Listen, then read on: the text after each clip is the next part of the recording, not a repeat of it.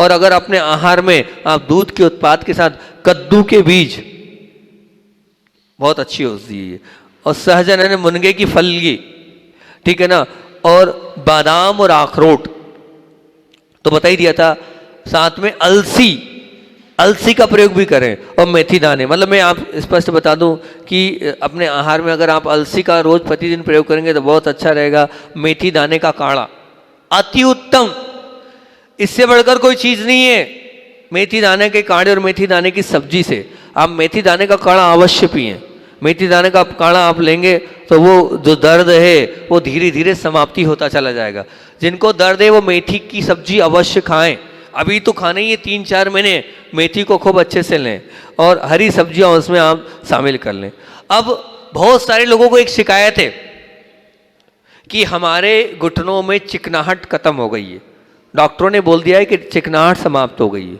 ये बहुत से लोगों के अंदर शिकायत है इस बात को लेकर, बहुत सारे लोग पीड़ित। सबसे अच्छा प्रयोग बता रहा हूँ, 90 दिन करना है लगातार, एक भी दिन चूकना नहीं है, एक भी दिन चूकना नहीं है, ठीक है ना। व्रती लोग उपवास के दिन भले ही छोड़ दें, बाकी प्रतिदिन लगातार आप 90 दिन करना। क्या प्रयोग है, और देखना चमत्कारी प्रयोग इसके माध्यम से आपको कितना इससे आराम मिलता है। हार श्रृंगार आपके यहाँ लगाए,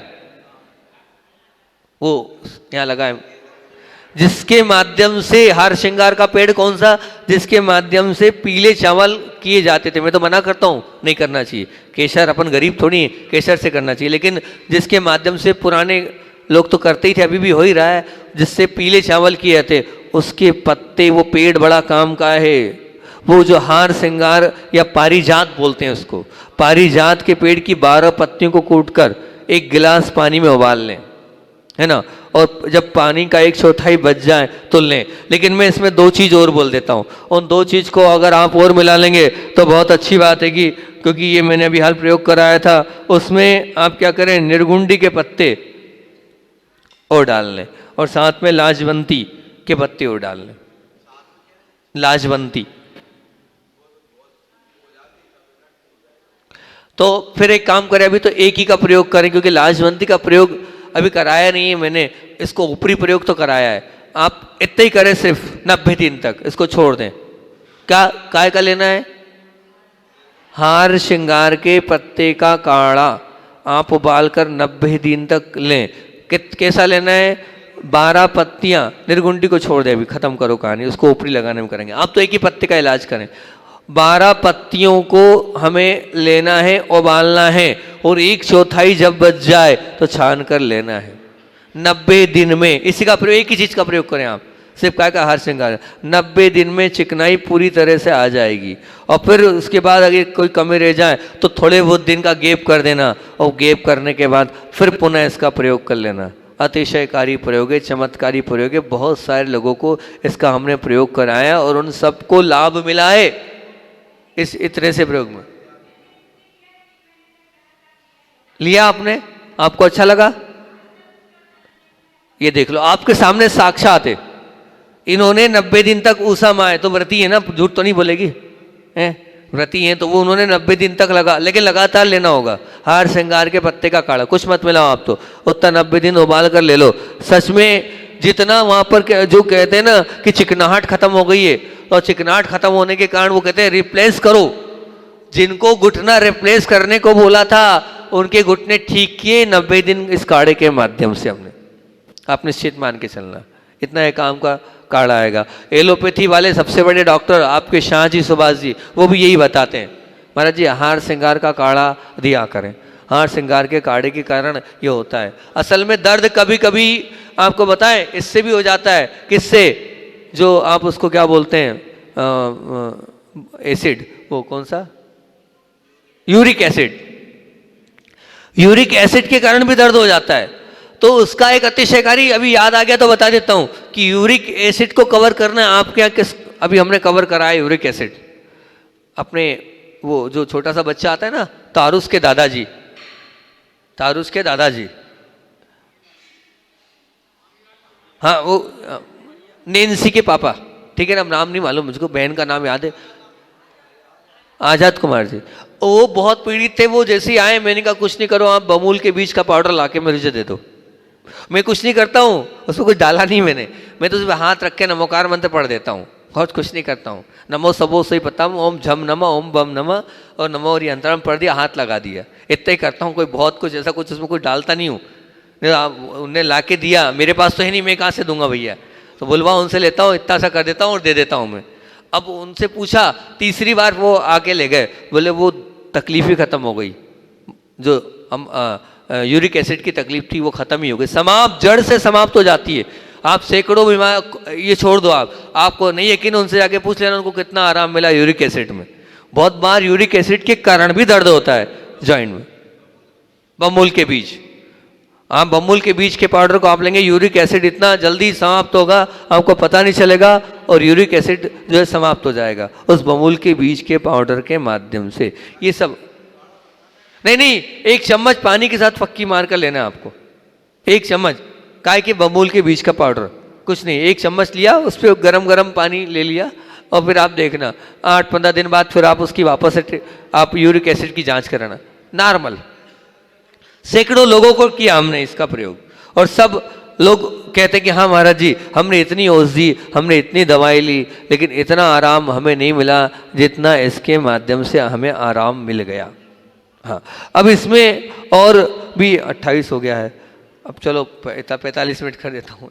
हाँ, अब इसमें अब आपको और बताएं हम कि जो एक बहुत अच्छी गोली है, वो भी मैंने बहुत अच्छी गोली आपके बीच में रख रहा हूँ, पीड़ांतक वटी।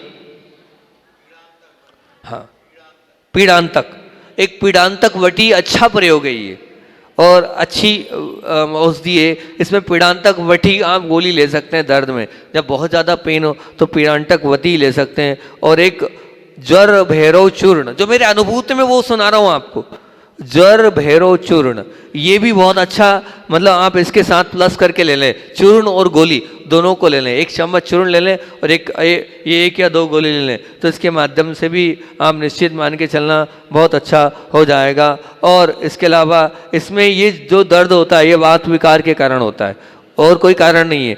जब वात बढ़ती शरीर में तो वात बढ़ने के कारण ही इसमें तकलीफ अत्यधिक होती है। तो वात बढ़ने के कारण अगर जैसे दर्द हो रहा है तो इसमें वायु विकार हो रहा है, तो हल्दी, मेथी, सौंठ 100 ग्राम, हल्दी, मेथी, सौंठ 100 ग्राम, अश्वगंध का चूर्ण 50 ग्राम, सभी का चूर्ण बना लें और 1 चम्मच आहार के बाद जल से लें। तो मात्र ये घुटना दर्द नहीं, वात से संबंधित कोई भी दर्द हो, उन सब दर्द में ये काम आएगा, सब दर्द में काम आएगा, ये निश्चित मान के चलना आप ये मान। और साथ साथ में मतलब इसमें जो है, जो मैंने आपको बताया अभी हाल, ये अभी इसमें जो आपको काढ़ा बताया था हार श्रृंगार का, वो हार श्रृंगार का काढ़ा भी लें। और मैं तो कह रहा हूँ, आप मना कर रहे हो, पर मैं कह रहा हूँ कि निर्गुंडी के पत्ते को भी डाल देंगे आप तो बहुत अच्छा रहेगा। निर्गुंडी के पत्ते अपने आप में बहुत लाभकारी रहते हैं, एक बार उसका प्रयोग करके देखना, क्योंकि ऊपर से तो करना ही है, निर्गुंडी के पत्ते ऊपर से तो करना ही, लेकिन लेने में भी बहुत अच्छा रहेगा। और इसमें मैंने क्या बता दिया आपको, हल्दी बताया है ना, मेथी बताया, सोट, एक चीज और डाल दो, रासना, रासना लंबी आती जीरी, दर्द खत्म, दर्द पर अचूक प्रभाव काटता है रासना, वो भी आप डाल दें। 100 ग्राम, 4 ये ले लें, 50 ग्राम अश्वगंधा ले लें, बस चूर्ण आप 1 फाकी ले लें, बहुत बढ़िया इसमें लाभ मिलता है। ये 100 ग्राम और अश्वगंधा 50 ग्राम, ये सब प्रकार के वात विकार का चूर्ण आपको मैंने बताया। एक वैद्य जी आए थे, उन्होंने मुझे बताया था, तो वो आपके बीच में मैंने रख दिया आएगा। और उसके अलावा इसमें जो है ना, घुटने दर्द में एक नागर मोथा चूर्ण होता है, वो भी एक वैद्य जी ने बताया, 3 ग्राम आप जल से लोगे और तो वो भी बहुत अच्छा रहेगा। नागर मोथा चूर्ण वो भी बहुत अच्छा होता है। नागर मोथा तो इतनी अचूक दवा है कि कहना चाहिए कि रक्त का मतलब विकार जितने होते शरीर के वो पूरा निकाल देता है। हाँ, फिल्टर वो फिल्टर कर देता है शरीर को, नागर मोथा। तो नागर मोथा का काढ़ा हमें लेना चाहिए शरीर को फिल्टर करने के लिए। और अब यहाँ पर एक नागर मोथा का काढ़ा है, ये चूर्ण में जैसे मैंने बताया आपको कि इसका भी चूर्ण ले सकते हो, और साथ साथ में आप आजनोमादि चूर्ण, आजनोमादि चूर्ण, ये भी आप इसके साथ सेवन कर सकते हैं, ये भी बहुत उत्तम, अति उत्तम है। और इसके अलावा मैं मुद्रा भूल जाऊंगा, पहले मुद्रा आपको बता देता हूँ, नहीं तो मुद्रा बाद में भूल गया तो छूट जाएगी। क्या? ज्ञान मुद्रा। ये ज्ञान मुद्रा ये घुटने दर्द में काम की है। और प्राण मुद्रा, ये दोनों बहुत लाभकारी है। एक ज्ञान मुद्रा और एक प्राण मुद्रा, ये दोनों दर्द में काम आती है। ये ज्ञान मुद्रा, ये प्राण मुद्रा, ठीक। और बाकी वो जो वायु वाली है वो तो करना ही है, वो तो हर एक स्थान में काम आएगी, अपान वायु मुद्रा, ठीक है ना। और जिनको दर्द है ना वो कपालभाति और अनुलोम विलोम प्राणायाम अवश्य करें। जितना ज़्यादा आप कपालभाति और अनुलोम विलोम प्राणायाम करेंगे उतना अच्छा, उतना ही लाभकारी है। इसमें कौन सा प्राणायाम? हम गारंटी ले रहे हैं, आप आधा घंटा अनुलोम विलोम और आधा घंटा आपका कपाल, 1 घंटे की आदत डाल लो, 2 महीने बाद देख लेना आपका दर्द। 1 घंटा दो आप, आधा घंटा कपाल भाती और आधा घंटा अनुलोम विलोम, और फिर 2 महीने बाद मुझसे आके मिल लेना। ये सब दवाई एक तरफ, कुछ नहीं करना आपको, ये 2 प्राणायाम आपको ठीक कर देंगे। 2 प्राणायाम ही पर्याप्त है और किसी की आवश्यकता नहीं, लेकिन देना पड़ेगा 1 घंटा, ठीक है ना। 1 घंटे में ही सब कुछ मामला ठीक हो जाएगा और सब कुछ आपका ठीक होता चला जाएगा। लेकिन आपको विश्वास भी हो और आप उसके साथ करेंगे तभी तो आपको मिलेगा, नहीं तो मिलने ही नहीं वाला आएगा। और एक बहुत सुंदर सा और एक और प्रयोग आपको बता रहा हूँ, 2-3 प्रयोग और है, वो कल ही बताऊँगा, है ना। तो एक ग्वार फाटा, इसको आप एलोवेरा बोलते हैं, अच्छा प्रयोग है ये। ग्वार फाटा हल्दी डालकर, है ना, उसमें हल्दी डाल दें और पहले दोनों मतलब उसको अलग उसको कर लें और उसको गर्म करें और गर्म करके सूजन पर बांध दें और हल्की हल्की सिकाई करें, तुरंत लाभ, एक मतलब तुरंत रिजल्ट लें इसका, देरी नहीं लगेगी। हमारे भाई जी ने एक और उसमें बोला उसमें प्याज भी मिला दे, मैंने नहीं मिले, मुझे संघ में एक महाराज जी को कराया था, एक वेद जी ने बताया था, तो मैंने कराया और सच में मुझे लगा क्या तुरंत ठीक हो गया। महाराज जी बोले घुटने का दर्द खत्म। मैंने क्या बात कर रहे हो? बोले हाँ महाराज जी, रीढ़ पर मतलब जैसे पीठे भी दर्द हो रहा है, आप इसका प्रयोग करो। क्या अतिशयकारी, आपने भी कर लिया, ले हमारी उषा माँ ने किया। बांधना पड़ता है ना उसको, मानी बांधना जरूरी है, समझना। ग्वार फाटे को लिया, उसको अपने थोड़ा बीच में से 2 स्लाइड की, उसमें हल्दी बुरकी, उसको गर्म किया और गर्म करने के बाद जहाँ भी सूजन है या जहाँ भी दर्द है उस पर आप कहीं भी, घुटना नहीं, जहाँ चाहे वहाँ जहाँ भी दर्द है, जहाँ सूजन है, आप डालो, थोड़ी थोड़ी सिकाई भी कर दो, आप देखना अतिशयकारी चमत्कारी प्रयोग है ये। आपको खुद को लगेगा कि वो जो है अच्छे पेस्ट, अच्छा दर्द, अच्छे पीड़ांत तक वो भी ठीक नहीं कर पा रहे, और इससे आप ठीक हो जाओगे। इस प्रयोग को आप करोगे तो बहुत अच्छी बात है। कि अब 2-4 प्रयोग और हैं, इसको और मैं कल बता दूंगा, पर हाँ अपथ्य और बता देता हूँ, 2-3 प्रयोग कल बता दूंगा। इसमें चना मटर बिल्कुल नहीं लेना, टमाटर का प्रयोग नहीं करना, अमचूर का त्याग कर देना। घुटने दर्द वालों, अमचूर बिल्कुल नहीं लेना, नहीं तो दर्द चौगना हो जाएगा। नींबू नहीं, दही नहीं, भैंस का दूध नहीं, खटाई नहीं, तला नहीं, बादी कारक कोई चीज़ नहीं, ये चीज़ बिल्कुल नहीं लें तो बहुत अच्छी बात रहेगी। हट जोड़ नहीं, वो घुटने दर्द के लिए नहीं, वो बताऊंगा मैं आपको, वो है जोड़ने के लिए, वो हड्डी जोड़ने के लिए। हरर भेड़ा आंवला चौथी नीम गिलोय, पंचम जीरा डाल कर सुमरण काया होय। तो चलिए इतना ही रखते हैं। बोधि समाधि परिणाम शुद्धि शांतमोपलब्धि शिशो की सिद्धि चिंतामणि चिंतित वजदाने तौबद्ध बानश ममासदेवी। क्रोध की आग से, झूठ के अभिमान से और कुटिलता के नागिन से बचाता है ये साधिका आश्रम। क्रोध की आग से, झूठ के अभिमान से, कुटिलता के नागिन से बचाता है ये साधिका आश्रम। लालच के कीस से, असत्य के बीच से, पापी के पाप से निकालता है यह साधिका आश्रम। असंयम की दुर्गंध से, इच्छा के द्वंद से, संग्रह के फन से बचाता है यह साधिका आश्रम। परिग्रह के पास से, वासना के ताप से और नरक के समताप से बचाता है साधिका आश्रम। नर से नारायण, पतित से पावन और धर्म परायण बनाता है साधिका आश्रम। निश्चित रूप से पूज्य गुरुदेव की अनुकंपा है और उनके उस अनुकंपा, उस महती आशीर्वाद से ये एक बहुत अच्छी संयोजना पूज्य गुरुदेव ने हम लोगों के बीच में रखी। सब लोग चाहते हैं साधना करना, सब लोग चाहते हैं अपना कल्याण करना, सब लोग चाहते हैं अपना समाधि मरण करना। देखो गुरुदेव को कितनी चिंता थी और उन्होंने विचार भी किया कि वृद्ध अवस्था में आरिका दीक्षा लेना और आरिका दीक्षाओं के व्रतों का पालन करना वास्तविकता में बहुत कठिन होता है। और व्रतों में दोष लगाकर हम अगर दीक्षा ले भी लें तो वो दीक्षा दीक्षा नहीं कहलाती, एक औपचारिकता रहती है। और उस पूरी कार्य की संयोजना को विचार करते हुए पूज्य गुरुदेव ने ये बहुत अच्छी संयोजना दी। सच में ये एक साधिका आश्रम एक ऐसा आश्रम है जहाँ हमें क्रोध की आँख से बचना है, जहाँ हमें झूठ के अभिमान से बचना है, जहाँ हमें कुटिलता से बाहर होना है। यही सिखाता है साधिका आश्रम। यहाँ लालच का कीच नहीं है, यहाँ असत्य का बीज नहीं है। इस असत्य के और लालच के बीज से और पापी को पाप से निश्चित रूप से बचाता है ये साधिका आश्रम।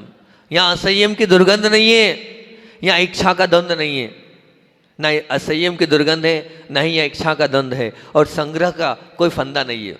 आप मानना, यहाँ पर हमने इतनी अच्छी संयोजना तैयार करी है कि जो पूज्य गुरुदेव के आशीर्वाद से संस्कारों में हमें दिया था। यहाँ की साधिका माँ, वैसे तो मैं ये नहीं बोल रहा हूँ कि यहाँ की साधिका माँ अच्छी है, बंडा की साधिका माँ भी अच्छी होगी और सागर की और अच्छी होगी, पर पुण्य मेरा यहीं का था। और पूज्य गुरुदेव ने आरोन ही भेजा और आरोन में आकर बड़ा अच्छा लगा। पहले तो मैं सोच रहा था सच में आरोन क्यों भेज रहे हैं गुरुदेव, कोई ऐसी आवश्यकता भी नहीं है। लेकिन जब यहाँ आया और जब साधिका माँ लोगों के बीच में यहाँ रहने का अवसर मिला, सुबह शाम उनके साथ सामूहिक ध्यान प्रतिक्रमण आदि करने का जो अवसर मिला, तो मुझे बहुत अच्छा लगा। और मैंने पहले भी कहा था, अभी भी कह रहा हूँ कि मैं ये मानता हूँ कि मेरे जीवन का बहुत अच्छा काम कौन सा है, तो बहुत अच्छे गोल्डन कायम में एक काम मैंने आपको बताया था कि एलोरा के पांचनाथ भगवान को जो हजारों साल के लिए अजर अमर कर दिया गुरुदेव के आशीर्वाद से, वो। और दूसरा जो अभी कुछ दिन पहले साधिका स्वर्णाश्री आचार्य भगवान के द्वारा नाम दिया गया है। पूज्य आचार्य भगवान शिक्षा प्रदाता समय सागर जी महाराज जी ने ये जो नाम दिया था स्वर्णाश्री, तो साधिका माँ, इनकी जो समाधि हुई और इतनी अच्छी समाधि हुई, इतने निर्मल परिणामों से जो समाधि हुई, मैं मानता हूँ मेरे जीवन का सबसे उत्कृष्ट कार्य था वो। और उसी निमित्त से पूज्य गुरुदेव ने हो सकता है कि एक जीव का कल्याण करने के निमित्त से यहाँ पर भेजा हो, तो निश्चित रूप से यहाँ पर फंदे से बचाने के लिए एक बहुत अच्छी संयोजना मैंने आश्रम में करी है कि यहाँ पर ऊपर और नीचे 2 फ्लोर में अलग अलग कक्ष बने हुए हैं। अगर आप लोगों ने देखा हो तो संघ में हम लोगों को आचार्य श्री जी ने एक संस्कार दिया था कि बड़े महाराजों के अलावा जो छोटे महाराज होते थे वो हर 1 महीने में अपना 15 दिन में करते थे, वैसे हम लोग 15 दिन में अपना कक्ष बदलते थे। यहाँ संयोजना भी साधिका माँ लोगों ने वैसे ही करी है कि यहाँ हमने जब उनसे रखा कि मैं चाहता हूँ वैराग्य बोलते किसको हैं, हमें संग्रह के फंद से बचना है, तो हमें वैराग्य को बीजारोपण करना है। अब वहीं के वहीं हमें विहार करना है, हर 1 महीने में आपको विहार करना है, कभी इस कक्ष में तो अगले दिन उस कक्ष में, तो अगले दिन अगले माह में उस कक्ष में। तो मैंने कहा आपको बदलते बदलते बदलते हर महीने बदलना है। ऐसा वैराग्यमय माहौल, ऐसा वैराग्यमय वातावरण आपको इस आश्रम में तैयार करना है कि जो देखे वो देख के कहे कि सच में ये साधना की सर्वोच्च स्थली है, ये साधना की सर्वोच्च स्थली है। ऐसा भाव मैंने रखा और सब लोगों ने उस बात को स्वीकार भी किया। जो वृद्ध होंगी, अति वृद्ध होंगी, वो स्थायी रहेंगी, लेकिन जो थोड़ी बहुत चलने फिरने वाली होंगी वो कक्ष को बदलती जाएंगी। आहार की संयोजना भी मैंने तैयार करी यहाँ पर। उस आहार की संयोजना में भी अपनी बात को जब मैंने यहाँ रखा तो सब लोग तैयार हुए। हमने एक ही बात गुरुदेव के उदाहरण से दी कि पूज्य गुरुदेव को देखो, ना नमक लिया, ना हरी ली, ना मीठा लिया। विचार करना, दूध का भी त्याग करा दिया, ना कोई ऐसे ड्राई फ्रूट्स गुरुदेव लेते थे। तो जब गुरुदेव ने इतना सब कुछ किया तो क्या हम नहीं कर सकते? और दादी माँ लोगों ने साधना की उस पायदान पर अपना चरण बढ़ाया और सब लोगों ने सब वस्तुओं का त्याग कर दिया। इतना सिंपल उन्होंने अपने मूंग की दाल, रोटी और इस प्रकार की संयोजना तैयार करी कि जो लोग आ रहे हैं, आरोन वालों ने हमारी माँ लोगों को ऐसा कर दिया था इतने दिन में, पर अब सब लोग आते हैं, बोले महाराज जी क्या कर दिया, वो कुछ लेती ही नहीं है, माँ लोग कुछ लेती, आपने ऐसा क्यों दिया। नहीं भैया आप मानना, ये लोग सब खाने के लिए थोड़ी आए हैं, खाना कोई घर में कम था क्या, हमारी माँ लोग क्या छोटे मोटे घर से आई हैं, सब बड़े बड़े और बहुत अच्छे अच्छे घरों से आई हैं, उन्हें खूब खाया है और खूब खिलाया है। अब खाना त्याग करना ही सिखाना इस साधिका आश्रम का मुख्य उद्देश्य है। और सब लोगों ने सब बात स्वीकार करी, एक भी माँ के मुख से नहीं निकला। दिवाली के दिन 2 घंटे का संबोधन, पूरी दुनिया, आपका आरोन तो दिवाली मना रहा था, लेकिन उस दिवाली के दिन 2 से 2.5 घंटे हमने उन लोगों को संबोधन दिया। उस संबोधन में सबका अपना अपना अलग अलग नियम लिया और सबने साधना के उस मार्ग में अपने आप को आगे बढ़ाया। सचमुच में ये अपने आप में बहुत बड़ा कार्य है कि सब कुछ होने के बाद भी त्याग करने की उस भूमि पर अपने आप को आगे बढ़ा देना बहुत बड़ी बात है। और आरोन वालों, मैं तो कह रहा हूँ आप लोगों का बहुत पुण्य है, क्योंकि आश्रम यहाँ खुल गया, साधिका आश्रम यहाँ खुल गया, हमेशा समाज को लाभ मिलेगा। ध्यान रखना, ये जो मैं आया हूँ, मैं हमेशा एक ही बात बोलता हूँ, जितनी चाबी भरी राम ने उतना चले खिलौना, ठीक है ना। मैं यहाँ आया हूँ तो सिर्फ आचार्य श्री ने क्यों भेजा, साधिका आश्रम आपने खोल रखा इसलिए भेजा। अपने पुण्य पर, सात्विक पुण्य पर अभिमान करो, आप अपने इस सात्विक पुण्य पर आप अभिमान करो कि आपको ये इतना अच्छा मौका मिला और इस मौके का आप लाभ उठा रहे हैं। समय समय पर हमेशा आपको साधु संगति मिलती रहेगी और उसका कारण है ये बीज जो आपने बोया है, साधिका आश्रम का बीज बोला है। हमेशा आपके नगर में संतों का आगमन, साधुओं का आगमन होता रहेगा। ये आरोन सच में चतुर्थ काल जैसा ही रहेगा, ये आरोन सच में चतुर्थ काल जैसा ही होगा, क्योंकि आपको शुद्ध भोजन बनाना है और प्रतिदिन बनाना है। और बहुत अच्छी संयोजना ये है कि प्रतिदिन एक परिवार आता है और यहाँ शुद्ध भोजन बनाता है, विनय पूर्वक और अहोभाव पूर्वक और आदर भाव पूर्वक सबको भोजन बनाता है। कितनी बड़ी बात है कि सभी लोग आते हैं और विनय पूर्वक यहाँ पर भोजन बनाते हैं और सबको शुद्धि पूर्वक आप भोजन कराते हैं। और प्रतिदिन एक परिवार आता है। मैंने उस दिन एक ही प्रवचन किया था, 400 नाम आ गए थे। थोड़ी सी बात आप लोगों के, आरोन की समाज सच में बहुत अच्छी समाज है कि एक ही बात बोली मैंने, वहाँ गुलामगंज में थोड़ी सी बात बोली थी और एक ही प्रवचन किया था, क्या होता है आहार दान, क्या कहलाता है आहार दान का महत्व, उस पर थोड़ी बात रखी थी। और उसी दिन 400 नाम मेरे पास आ गए थे। पर मेरे भाव, ये मैंने नितेश भाई से बोला भी हाल, नितेश भाई वो जो 400 नाम आए थे, उन 400 नाम की डेट्स तो अभी डेट क्लियर नहीं हुई है, आप वो 400 नाम की पूरी डेट दो। नितेश भैया और अस्सू भैया थोड़े नाराज हुए, बोले आपने हमारी मेहनत, जो हम घर घर जाते थे नाम लेने, आपने हमारे पुण्य पर जो है क्या कर दिया, बट्टा लगा दिया। मैंने नहीं भैया, समझो बात को, पुण्य और बढ़ेगा आपका, चिंता नहीं करो। तो जिन 400 लोगों ने वो पूरी भूमिका उस दिन तैयार हुई थी, वो सभी लोग अपनी तारीख भी दे दें, ताकि तारीख से व्यवस्थित रूप से पूरा मामला हो जाए। और जो आपने नियम लिया है और जो आपने अपने आप में कमिटमेंट किया है, वो कमिटमेंट कहीं ऐसा ना हो कि आधा अधूरा रह जाए।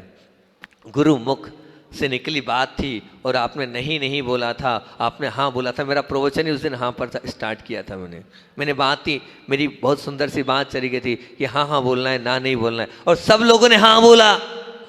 जितने लोग उस परिसर में बैठे थे, किसी ने ना नहीं बोला, सब ने हाँ बोला था। तो बस उस हाँ को पूरा करना है, कहीं ऐसा नहीं हो कि वो हाँ ही रह जाए और हो ही नहीं पाए। उस भूमिका को भी आपको निश्चित रूप से तैयार करना है। और जब कल बैठा था तो कल बैठे क्योंकि आपको तो पता ही है, मैं तो शब्दों से खेलने का प्रयास करता हूँ और शब्दों के साथ संयोजन बनाकर कुछ ना कुछ न्याय लिखने का प्रयास करता हूँ। ये जो लाइनें आज पहले लिखी कि परिग्रह के पास से और वासना के ताप से और नरक के संताप से बचाता है। निश्चित ध्यान रखना, जो साधिकाएं बन गई उनका परिग्रह खत्म हो गया, उनकी वासना का ताप समाप्त हो गया और वो नरक तो कभी नहीं जाएगी, ये तो लिख लेना।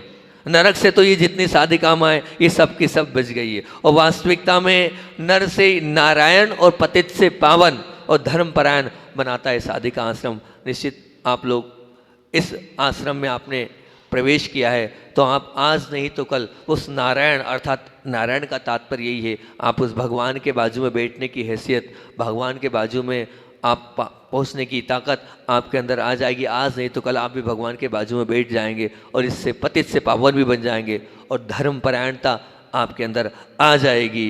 लेकिन साधिका के ऊपर मैंने जो संयोजना बनाई थी, पहले उस संयोजना को रख दूँ, नहीं तो पता चला वो संयोजना रह ही जाएगी कि साधिका का सा बोल रहा है। ये मैं चाहता हूँ ये जो लाइनें बोल रहा हूँ दोनों आश्रम तक पहुँच जाए, बंडा भी पहुँच जाए और सागर भी पहुँच जाए। मेरे लिए कोई ऐसा नहीं कि आरोन वालों के लिए बोल रहा हूँ, तीनों आश्रम एक बराबर, क्योंकि तीनों गुरुदेव के आशीर्वाद से है और जो गुरुदेव की चीज़ है उस पर तो हमारा अधिकार है ही, ऐसा नहीं कि नहीं है। तो साधिका का सा बोधला है, कल की सामायिक में चिंतन कर कर तैयार किया कि साधिका का सा बोधला है, साधना करने से साधिका पद का गौरव बढ़ेगा। साधिका का सा बोल रहा है कि साधना करने से साधिका पद का गौरव बढ़ेगा। और धा बोल रहा है, धी, साधिका का धी बोल रहा है, क्या बोल रहा है? धीरता, धीरता रखने से साधिका पद का गौरव बढ़ेगा। धीरता रखने से साधिका पद का गौरव बढ़ेगा। और क्या कह रहा है कि कालापन छोड़ने से साधिका पद का गौरव बढ़ेगा। कालापन छोड़ने से साधिका पद का गौरव बढ़ेगा। और हम चाहते हैं ये जो पद आपने ग्रहण किया है, ये जो दीक्षा है, आप इसको पद मतलब दीक्षा ही मानना, ये आप ये मान के चलना हमारी दीक्षा ही हो गई है। क्योंकि गृहस्थ आपके पास आते हैं, शुद्धि बोलते हैं और आपके लिए शुद्ध भोजन आप लेते हैं, आप ना बनाते हैं ना करते हैं, तो आपकी एक प्रकार से ये दीक्षा ही है। एक प्रकार से ये आप घर से निकलकर वैरागी ही बन चुके हैं, वैरागी ही आपके जीवन में आ चुका है। तो आप वैराग्यमय जीवन आपका जब हो गया है तो निश्चित रूप से हम इन लाइनों को अपने जीवन में उतारें। साधना जितनी हो सकती है उतनी हमें साधना करना है। हम जितनी साधना करेंगे निश्चित रूप से मान के चलना, इसी से हमारा गौरव बढ़ेगा, इसी से हमारी अंतरंग की विशुद्धि बढ़ेगी। जितना त्याग कर सकते हो, जितना तप कर सकते हो, जितना अपने आप का इस शरीर का उपयोग कर सकते हो, करो, करने के लिए मिला है। साधना करने से अंतरंग तो निर्मल हो गई, लेकिन जो लोग देखेंगे उनके भी परिणामों में निर्मलता आती है कि देखो कैसी साधना हो रही है, देखो कैसा तप हो रहा है, देखो कैसे त्याग की ये महती भूमिका बनते चले जा रही है। तो साधना आपको करना है, जो जितनी साधना करेगा वही अंत समय में निश्चित। हमने आपको उदाहरण भी दिया था साधिका माँ का कि देखो परिणाम पहले कैसे थे और अंत में 3 दिन कैसे परिणाम हो गए। तो धीरे धीरे हम साधना करेंगे, साधना की ओर हम बढ़ेंगे, तभी वैसे परिणाम हो जाएंगे, नहीं तो परिणाम होने वाले नहीं है।